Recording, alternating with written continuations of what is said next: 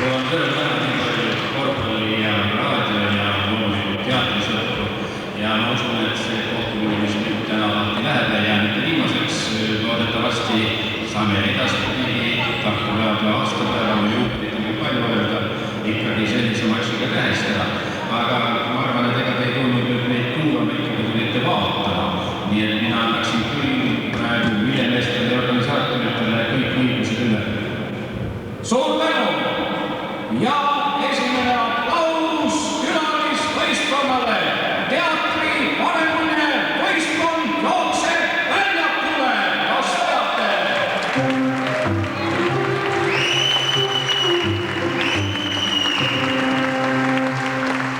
Teatrimehed on rahulikult ja kindlad, aga peab vaatajad vaadake, kuidas moondub nende näolamp, kui nende vastu jookseb väljakule.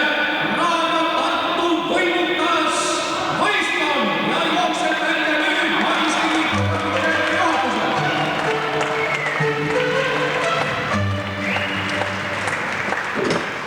Nagu näete, Raadio Tartu meestel oli väga erinevad stiilid, on olemas ka nendele keskjärgmine mängija Puujalt seal välja jooksnud, aga hakkame kõigepealt saama tuttavaks. Palume kõigepealt austatud Vanemuise teater ja kaptenit ja nõuandjad siia mikrofoni juurde, et esitada personaalselt, kes on julge. Kõige pikem mees, keda jõuab esimesele või teisele kaarusele, Rauno Märks.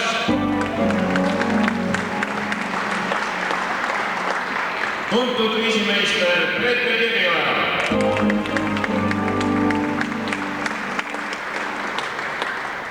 Järgmine mees paneb pange, täna paneb korvi Valdo Jahilo.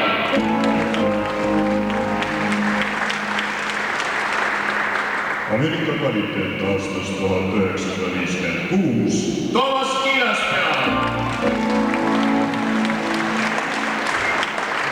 Raadio Tartu meditsiiniteenistuse ülem Sven Mällo.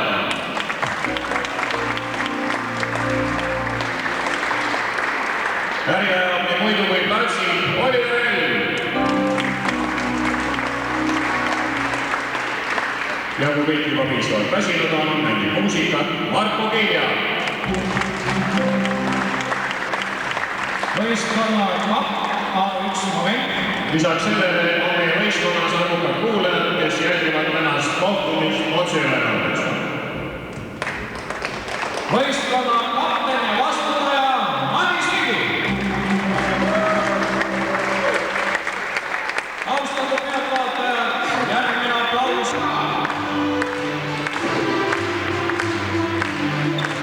Aga see on põhjus ka lihtne. Kindel on vaid ainult, et üks võistkond ründab ühte korvi, teine võistkond teist korvi. Milliste jõududega või kes kelle on ära ostnud, seda me järgmisel mängul saame näha. Kes kelle poole üldse iskub. Võib-olla on Raadio Tartu teinud selgitus. Paneb palli mängu. Keegi on ära varastanud kohtuniku särgi ja kujutab ette seda dressijant. Austatud pealtvaatajad, vaadake, et teie rahakotid ja muu varandus oleks teie juures. Raadio Tartu maajad nõuab laiali, ju siis nende organiseeritud värk. Niisiis, pall läheb mängu ja rahvatismine mees otsustab, et ründavad seekord sinnapoole. Mingi loogika järgi Rauno Märks. Igavene siklimine toimub korvi all. Rauno Märks, Oliver Helm.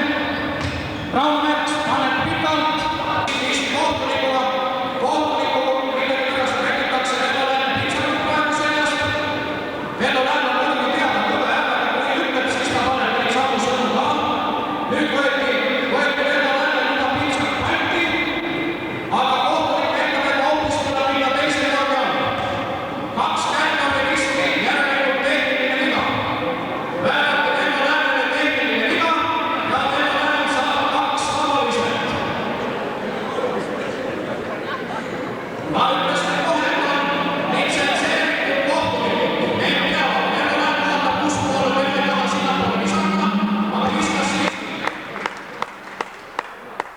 Härra Länn, kas te kommenteeriksite lühidalt, mis siin juhtus ja kas tal on piisav saadiga tagasi? Saan, jälle kokku. Aga mis juhtus? See on pretsedenditu lugu korvi ajal. Tähendab, te kampusite nagu, jah? Täpselt. No see, püüdke siis olla edasi viisakam veidikene. Ja läheb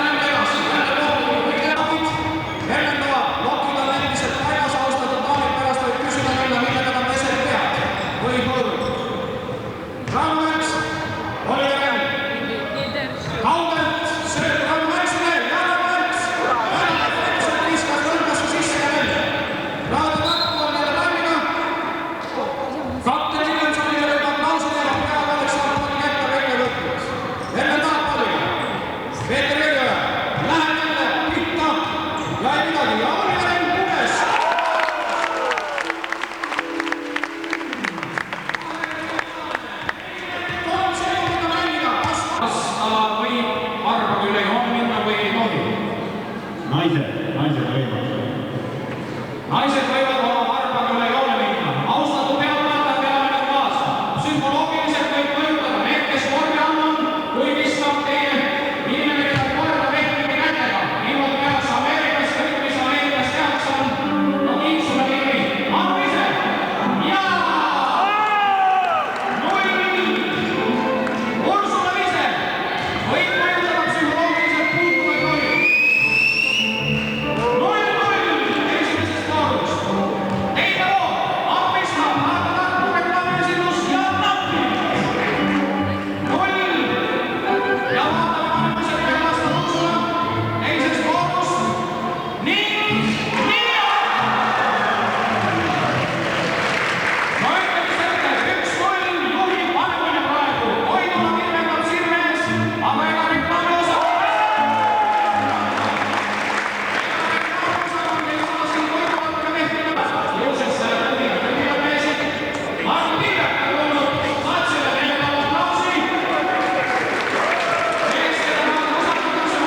Sellist normi ei ole ette kirjutatud. Ütlen veel selgituseks rahvale nii palju, et ma helistasin reedel Guinessi rekordite raamatute kontorisse Londonis ja tahtsin teada, palju on maailmarekord.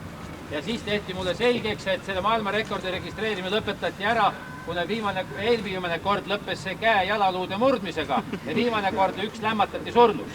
Peale selle lõpetati rekordid lugemine ära, aga kuna Eesti rekordit ei ole ka teada, siis täna peaks sündima ka Eesti rekord, nii et teil on väga helge tulevik.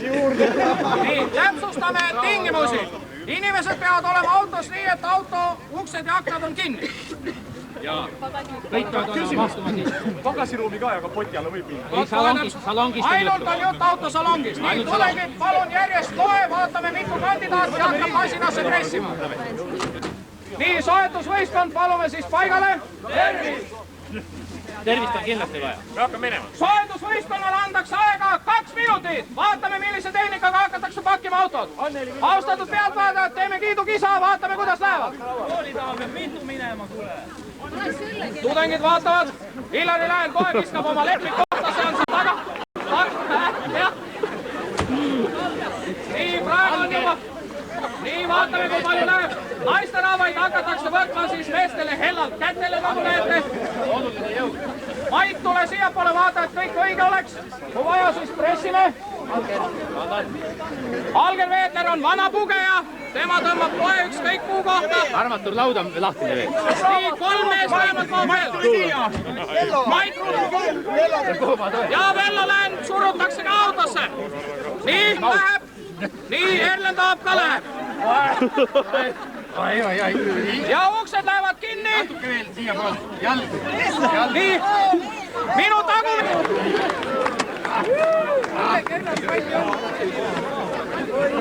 Oi sa kurat!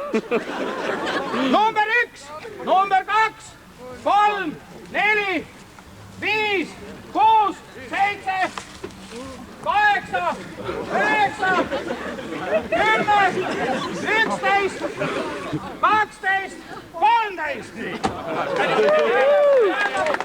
Arvestades mind on 14, ei saa ju ometi ühest võtta. Ja Velloland paneb 1,5. 14 ja pool on tudengid ees. Teeme aplausi näidisvõistkonnale. See oli soendusvõistkond. See oli soendusvõistkond. Nüüd läheb võistluseks. Tudengid tulevad sealt poolt ja hakkavad minema. Palun. Illari Lääne koht on see ikka. Peegel on kinni nüüd. Tule ära. see on koduloom. Maskott.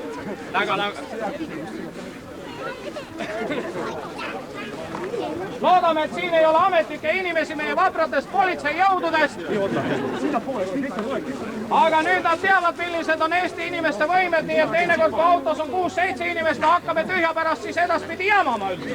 Siia veel üks. Spetsialist läheb ees aknast. Võta rool välja. Kui see on oksjonimasin, nii et vaatame, kui ta siukse väikse peale mineku peale juba otsad annab, no siis ei hakka sitta pärast küll võimema. Kui ta aga vastu peab, siis võib pärast oksjonit hakkab isegi teha, sest seesama auto hoiab oksjonit. Vastu mida teevad tudengid, õhuaknast läheb Eero Pärgmäe, seal on näha. Aga veel ei lähe.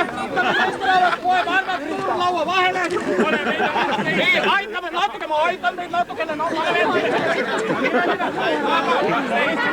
Natukene läheb, keera veel natukene. Nii, tõmba natukene, pane jalad ja läheb uks, maitub. Nii, ja on peaaegu sees, uks on kinni. Ja teeme aplausi. Nii, loeme palju tuleb. Üks tuleb. Nii, nüüd kohe tuleb üks kaunis tagumik siin, mida fotograafid praegu võtavad. Number 2. Või välja tuleb pakkida, jah? Ja, nüüd tuleb number 3. Nii, 4. Nii, oota, vaatame, kust järgmine tuleb. 5. Oota, ja siit on 6. Tule edasi. 7 on siit. 8. 9. 10. 11. 12. 13. 14. 15. 16. 17.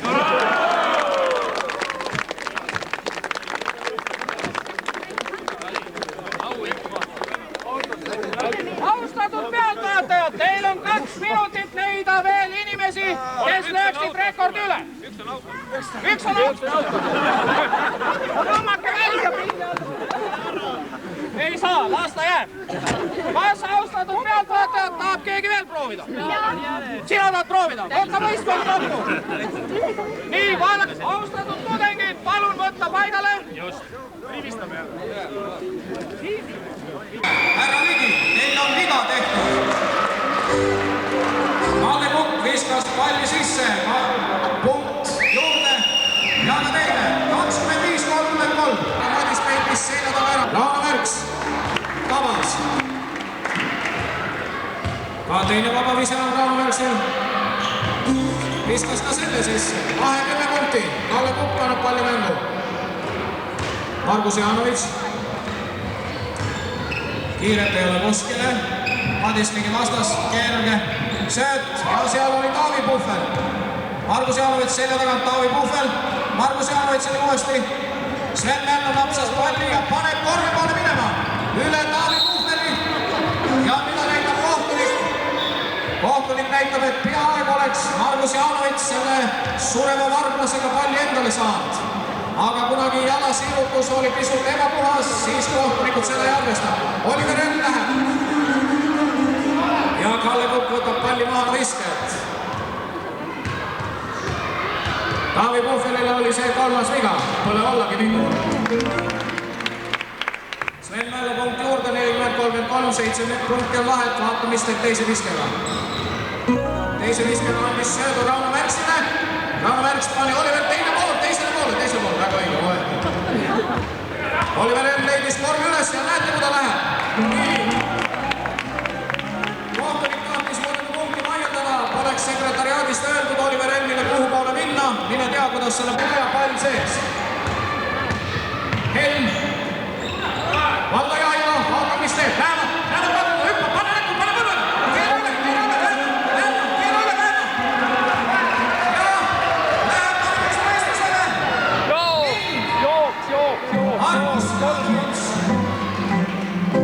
Tammurele meeldis see niivõrd ja kuna Raadio Tartu ei ole talle vahepeal mitte midagi juurde maksnud, siis pani ta 5-3 arvata. Nagu näete, Madis Ligi läheb ja mida teeb kohtunik Tammaru? Võis arvatagi, kohtunik Tammaru vilistab resoluutselt Vanemuise meestele pea. Kas ei peaks Vanemuise mänedžer hakkama kaaluma ka väikest majanduslikku toetust kohtunik Tammarule? Madis Ligi viskab. Vise oli päris ilusa kaalega, aga kahjuks seisu ei vähenda. Ja teine vise. Ja seal on Peterini üle oma kuulsa haagiga. Ei käi lahti, ma ütlesin, no proovi, käib lahti, ei käi. Ei käi lahti. Ei käi see ka lahti. Rooli ei käi mingi. Natukene veel vaatame, käib uks lahti. Käib, istmed on sees olemas. Ole hea, põruta jalaga siia põhja peale, vaatame, kas tuleb. Sina vaata alt, kas tuleb läbi. Mine sinna sisse, pane jalaga põhja peale. Pane, ei tule. Kahju, tule välja. Proovi sealt taga. Nii, sina vaata nüüd siit. Astu siia sisse, pane jalaga siit. Tuleb läbi. Ei tule läbi, kahju. Järjest hullemaks läheb. No nii, aga viimane katsetus. Mis te arvate, austatud pealtvaatajad, kuda me ennem teeme, kas hakkame enne oksjonit tegema või paneme enne auto käima? Teeme enne oksjoni ära, eks? Teeme enne oksjoni ära, otsustame, jah? Muidugi, hakka masinad käima, paneme igan jama, järsku sõidab ka veel. No nii, mis seal siis ikka? Ma palun autosalongi esindajad korraks nii, 11 000 tuli siit poolt. Palume pilgud siis sinnapoole. Teeme härrale aplausi, 11 000 on meil ees.